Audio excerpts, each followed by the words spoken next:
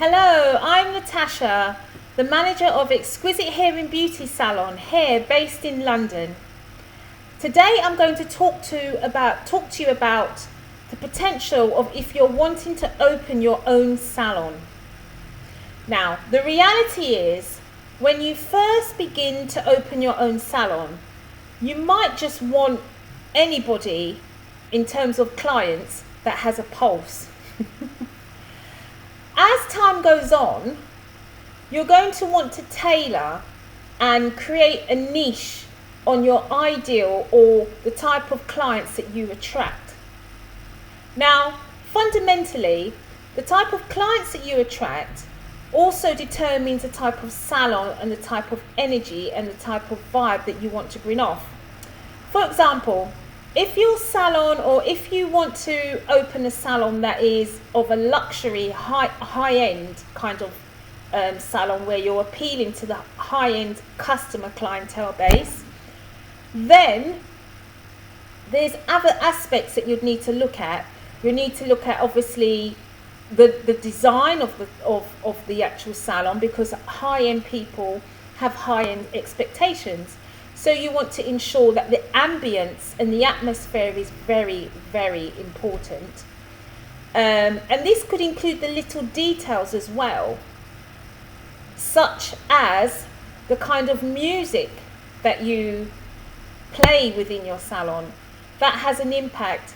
If you're playing hard rock and music that is very edgy, that might not so much appeal to a high-end luxury kind of salon.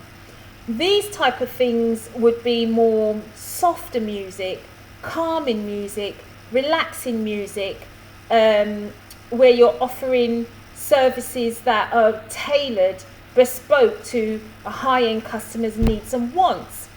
So there are many different kind of factors you're looking into when you are thinking about opening a salon. Another area, again, if we stick with the high-end luxury clientele, there are other perks that are quite important as well, such as having not just water, tea or coffee as a menu choice of drinks, but you could also add things like orange juice or sparkling water or a little glass of Prosecco.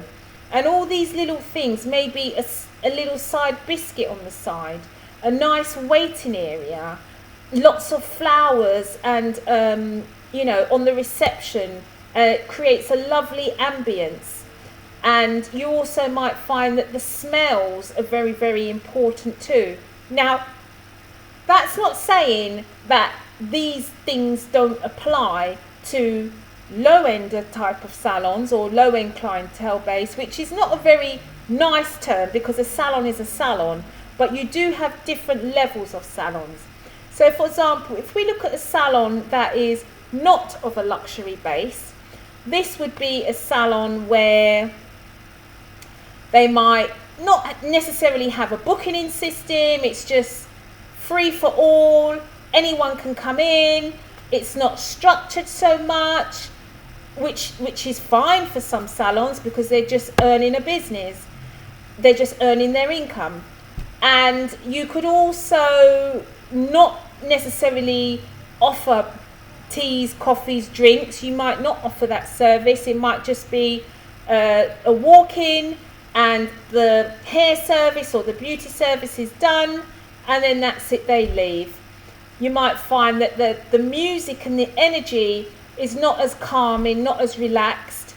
It might be more vibrancy, more fast, more heavy-paced music, more music where it's energized a lot more.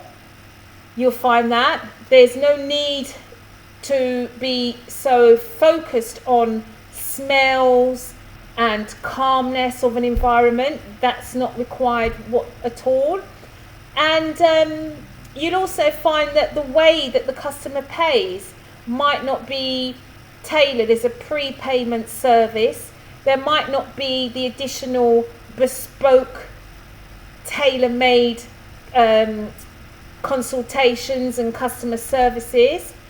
And those are the fundamental differences that you find from one end of the spectrum to the other. But each does drive its own business.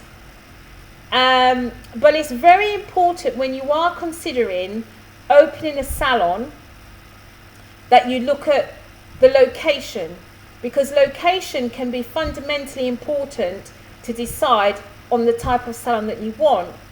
If you want to be a luxury end salon, then being in an area that is not luxury end might not be as appealing than being in an area that is tailored around people within that geographical area to notice you.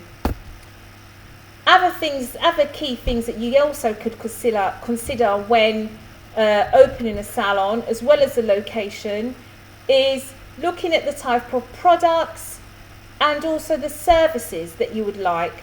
You might not start off having spa treatments, but you might start off with eyelash, eyebrow shaping, waxing, maybe manicures and pedicures. Those might be your fundamental starting points.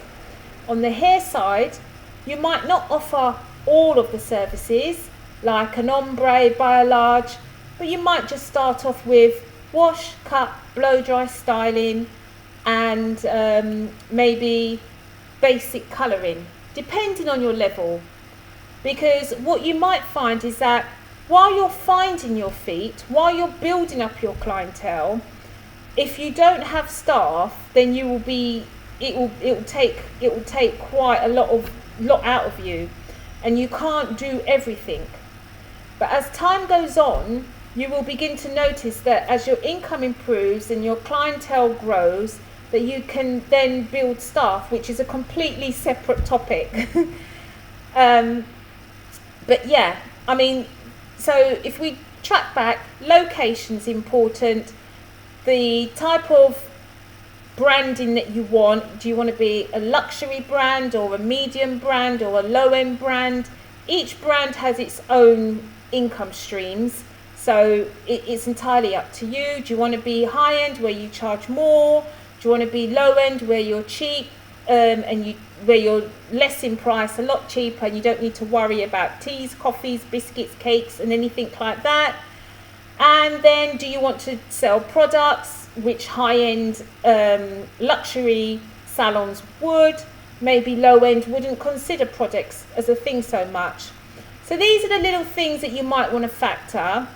And if there's anything else that you want me to talk about, give me a shout out and let me know, and I'll carry on talking about whatever topic that you want. But today it's just about fundamental points to consider when opening your salon. I hope you enjoyed that.